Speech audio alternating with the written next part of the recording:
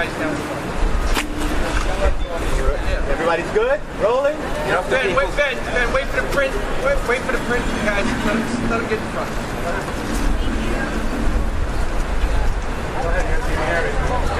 They can't go there. They got to come around this way.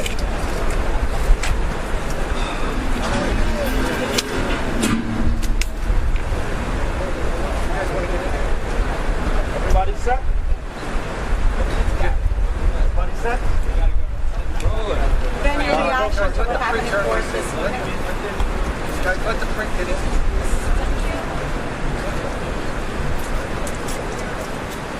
Guys, get behind us. Okay. The people who were in the courtroom here, I don't want to have to do this twice. I'm going to get down quick. What? So my reaction to what happened today is obviously this is a very positive development. I have said from the start that it is sexual assault is a serious crime, but falsely accusing someone of sexual assault is also a very serious crime. And I think what will be interesting in the next couple of weeks is to see whether the district attorney's office has any interest in prosecuting Lucia Evans, who you will see from the documents released has clearly, in our opinion, committed perjury on several occasions. There's also an allegation that the lead detective from Special Victims Unit who handled this case discreetly but intentionally discouraged an independent witness from coming forward and testifying about the Lucia Evans perjury. He is now, to my knowledge, been removed from the case, but he may have unfairly tainted these proceedings depending on who he interviewed and what other misconduct we ultimately disclose. I know the district attorney's office, and based on what they said in the courtroom, is attempting to suggest that this is a non-event with respect to the rest of the case. I beg to differ. When one of the principal allegations in this indictment is predicated on perjured testimony, that's a very big, important development. And I want to say something because I get these questions emailed to me, so let me say it so that you at least have it. This is not about victim shaming, and this is not about suggesting that a woman who comes forward should not be believed absent proof. This is about proof that a witness who came forward committed perjury in the grand jury. And the district attorney's office, to its credit, has decided to dismiss this indictment because they discovered this perjury, but they discovered it because they did their investigation after the arrest of Harvey Weinstein. And what troubles me is that when you are vilified in the media, as has Mr. Weinstein, there is a rush to judgment, which is offensive to the concept of fairness and due process. There is a rush to arrest. There is pressure to arrest. And what you see is what happened in this case. When you do your homework after the arrest, bad things happen. And we are pleased with this development. The case is not over, but I think it is permanently and irreparably damaged. We will seek to dismiss the indictment, all of the counts. And I just want to make one other comment.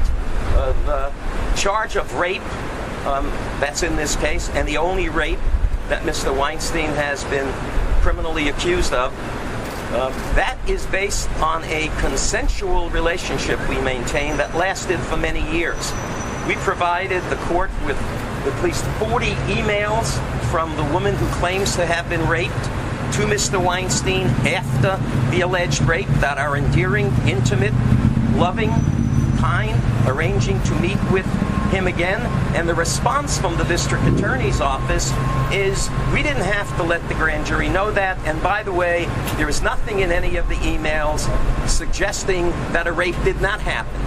Why would you have an email saying that a rape did not happen if a rape did not happen? So it's, I think, sort of not an intelligent response from a group of really intelligent lawyers, but I think they're dancing as fast as they can. I'll take a couple of questions. What was your client's reaction? I know you only had a bit with him so far, but what was his reaction when he heard what was unfolding? We've known about this development for weeks. We've been under a protective order, and we weren't permitted to discuss it. So today did not come as a surprise. He is obviously relieved and to some degree pleased, but Harvey Weinstein has maintained from the beginning that he never sexually assaulted Lucia Evans or any of the other women that he's been accused of assaulting. So he's pleased that now the district attorney's office even agrees that he hasn't been guilty of sexual assault, at least with respect to Lucia Evans. And what Ms. Illuzzi referred to as continuing to interview other witnesses, I hope they do, and I hope they really interview them. But I hope they also investigate these allegations. Nobody did, with all due respect to the brilliant journalists who covered this case. A New Yorker fact checker stumbled upon this evidence, as you will see from the letter that will be unsealed today. And the New Yorker did nothing to push back against Lucia Evans and used her repeatedly as a key witness in all of their articles. How did Mrs. Evans perjure herself? How did she perjure herself, and what's the detective's name involved? The detective is Nicholas DeGaudio. He is the lead detective. He is the one who walked Harvey Weinstein out of the precinct, slapping handcuffs on him, and I think before he slapped the handcuffs on him, he should have done a little bit more investigation. What did her letter say? I think you will see from the letter that the court unseals today. It's sort of self-explanatory. It's stunning, and it's too complicated to address in response to a single question. Is there a headline you can give us from it? Yeah, its headline is that the main witness in the district attorney's office lied, and the detective who led the investigation committed what we believe to be serious criminal conduct. That's my headline. You can write a number of other headlines from that letter, and I think you could write a book about that letter because it tells you what happened here. And what happened here is Harvey Weinstein was so vilified that he was considered to be low-hanging fruit. You just indict him and you worry about convicting them later. And, you know, what's happened is now that I'm drilling down on some of these allegations and the district attorney's office is drilling down on these allegations, this case is not what it was cracked up to be when it was first announced. And let me just say something else so that you don't call me later. This is not a condemnation of the Me Too movement. A movement can be good if what it does is level the playing field for women and professions in industry, and that helps them lead easier lives and it doesn't expose them to harassment and abuse. That could be something very good. But when a movement pushes prosecutors to arrest people who have not committed a crime and then charges them with those crimes, then it's a dangerous movement.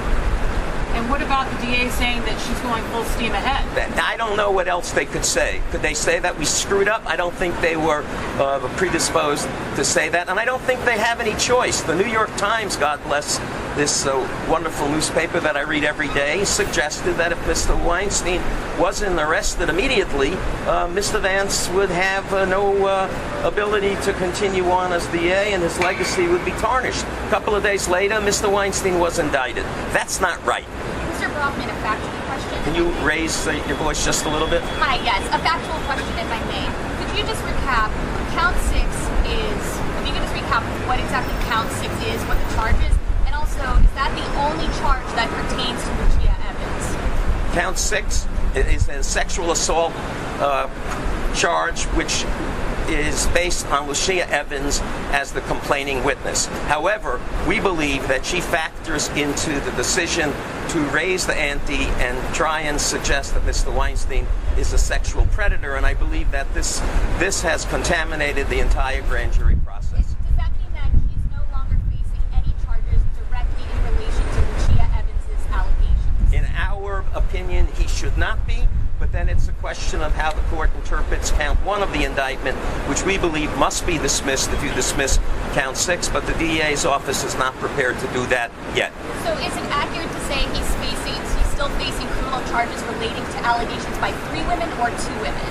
I think it's fair to say that he's facing allegations relating to 2 women in principle, but we argue that Lucia Evans' perjury contaminates certainly count 1, but in our opinion, the entire grand jury presentation. And is the judge making the decision on the entire thing December 20th? What's that date? I think on December 20th, the judge will rule on the balance of our motions and the motions that we intend to submit in November, and those will, in our opinion, affect the balance of the indictment. And with all due respect to a judge I admire, I'm not certain he will have any choice but to dismiss the entire indictment against Harvey Weinstein. So you think what happened here today was a definite confirmation that this is all wrong, it's all tainted, as you said, that all the charges, he should walk free and dropped. This was an indication. I think what people need to understand is that the same grand jury who voted to indict him for a sexual assault of Lucia Evans is the same grand jury that voted to indict him for rape without having access to the emails, which demonstrate, in our opinion, that there was no rape.